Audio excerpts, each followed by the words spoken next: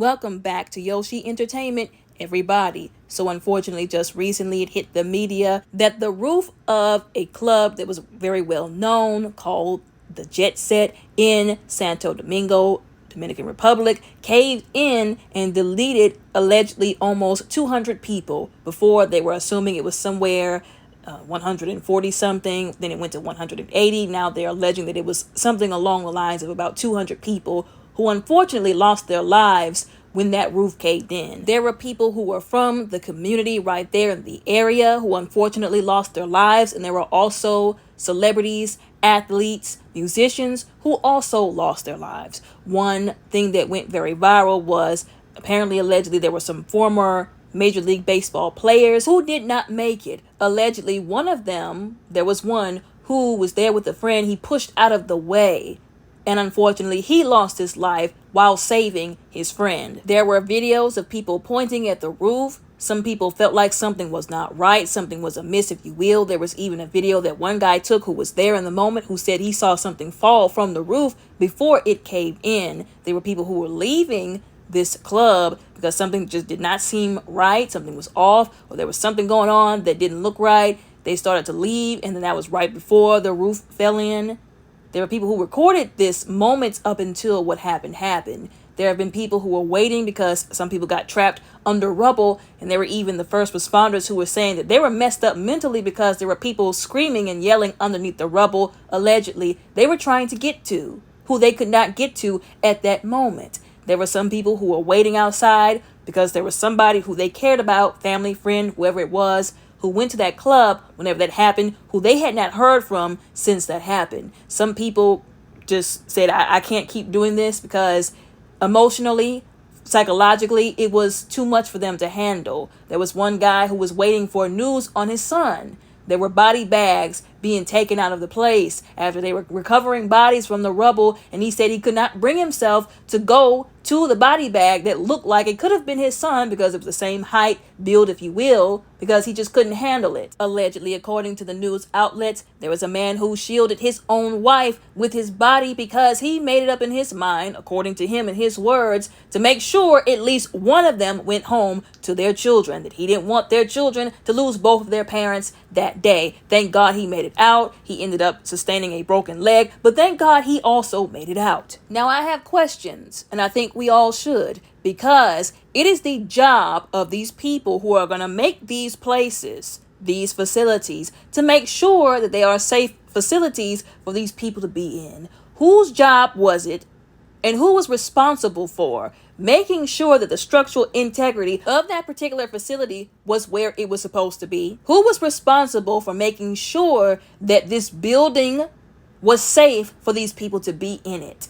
I know some people might say, oh, that's pointing the finger. Maybe it was just a freak accident. Once again, if these people want people in their community to patronize their business, come into their club, spend money there, be there, do whatever they're doing there, they can at least make sure that the building is a safe place to be in. We should all know by now, or at least most of us should, that sometimes companies, building owners, club owners, the owners of something like this will sometimes cut corners because they don't want to spend the extra money, or they're not up to date with what's going on with their facility to make sure it's a safe place for people to be in.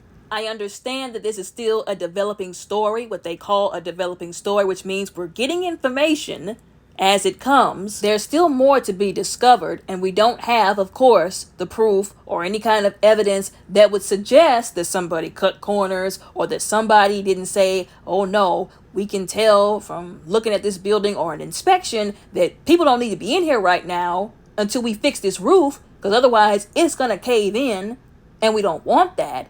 Like I said, there's no proof that would suggest that at this point.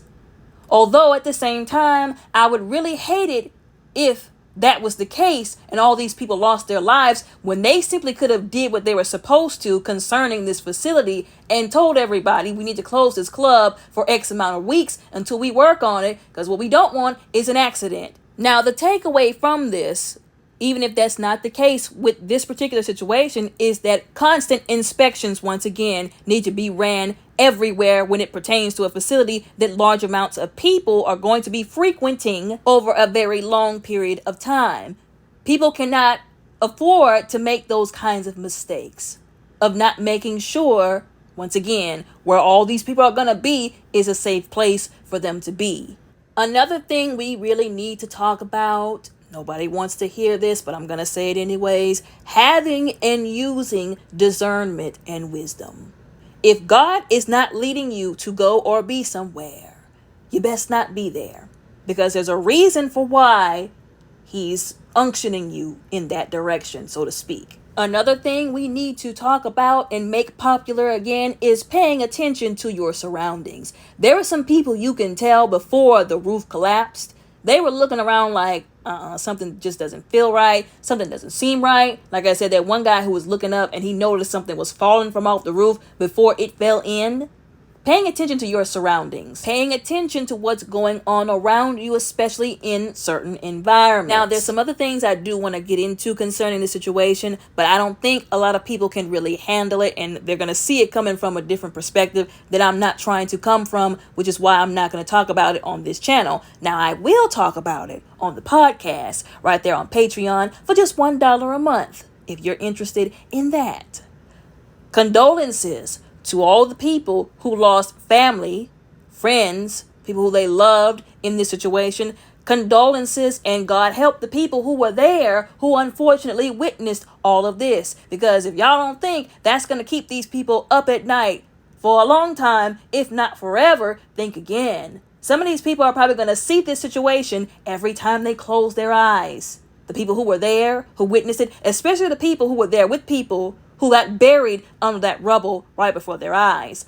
Like I said, condolences and prayers going up for those people to help them deal with the pain and the trauma of what they witnessed and the people that they lost. Y'all let me know what y'all think about all of this down in the comments below respectfully. Don't forget to like and subscribe. Y'all all have a very blessed, beautiful, and safe day.